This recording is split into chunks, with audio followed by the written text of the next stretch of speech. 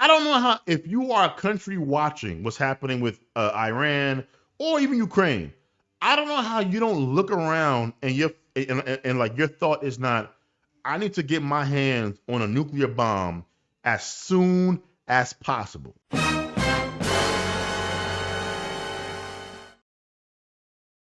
Israel and Iran.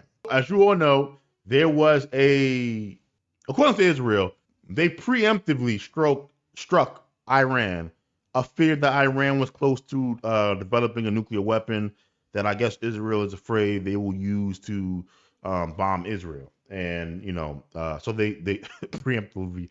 I that's such an interesting term of phrasing, a preemptive strike, because really all you're saying is, yeah, we kind of bombed them first. Which is what happened, right? Like, you don't know that they were going to move on you. You don't know anything, really. What you know is you decided, you know what?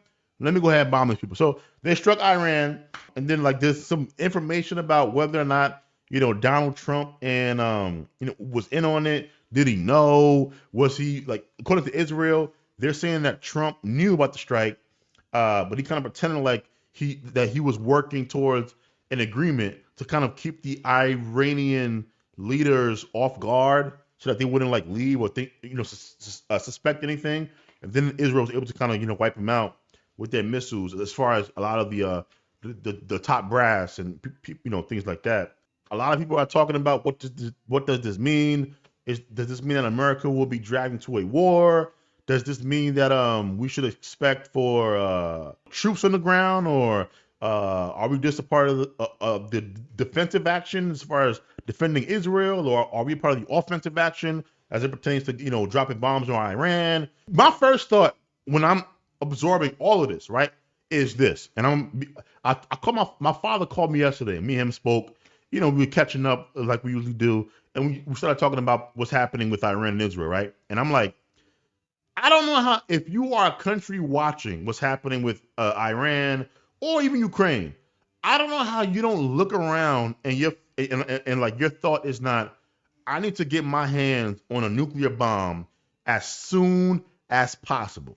Like yesterday, I need a bomb right now. How is that not your takeaway when you're looking at everything happening as it pertains to Ukraine getting invaded by Russia, Iran getting preemptively struck by Israel? Because if you don't have a nuclear weapon, and I'm gonna just keep it real, you don't have a real country.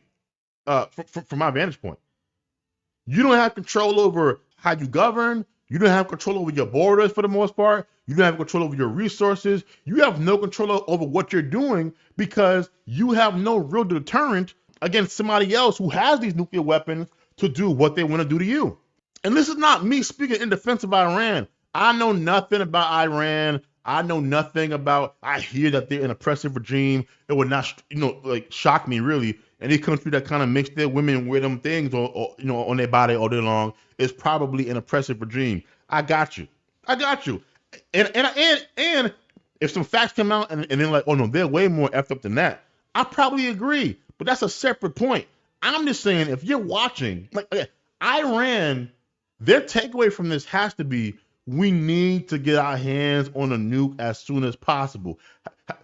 How is their takeaway from this going to be, we should not get our hands on a nuke? Because they don't have a nuclear weapon right now, and they keep getting bombed. I'm not saying that they ain't out here doing mischievous things, which they probably are. But I know for a fact that Israel wouldn't be bombing them if they actually had a nuke. Suddenly, you have to engage with diplomacy, and you have to kind of, behave in a certain way, right? Russia, I don't believe, would have, ran up into Ukraine if Ukraine had a nuke. You need nukes. None of this, to me, is kind of leading us towards a denuclear future. If anything, you need a nuke as soon as possible. I think every country, if your country or the leader of your country isn't talking about the need for us to get nukes as soon as possible, I don't know if you are living in the right country. You need a nuclear weapon. Otherwise, you are at the behest of a country that has a nuclear weapon. You know what I'm saying? And how can you trust these people? Trump was in talks to get a deal done, and then now Israel is saying that he was actually lying and make sure that y'all stayed put so we could bomb you. If you're Iran, why would you trust America's word ever again? In fact, if you're any other country who deals with America, at least for the next 3 years, why would you trust anything these people have to say? Now, if it was me, it wouldn't even matter if Trump was out of office. I'm not putting the fate of my country in the hands of another country. I believe personally, a country that cannot defend itself probably shouldn't exist.